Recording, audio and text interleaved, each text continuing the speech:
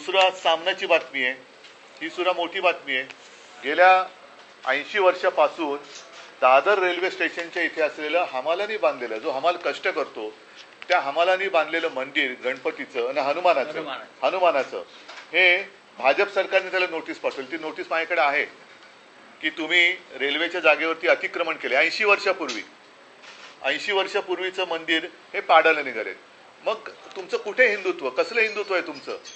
आम्हाला तुम्ही जेव्हा प्रश्न विचारता तुम्ही हिंदुत्व सोडलं का, मग तुम्ही काय सोडलेलं आहे आता? ना तुम्ही आमच्या इथली मंदिरं वाचू शकत, ती तुमच्याच राजवटीमध्ये रेल्वे प्रशासन पाडतंय, तरी आपलं केंद्र सरकार आणि राज्य सरकार ढिंब आहे।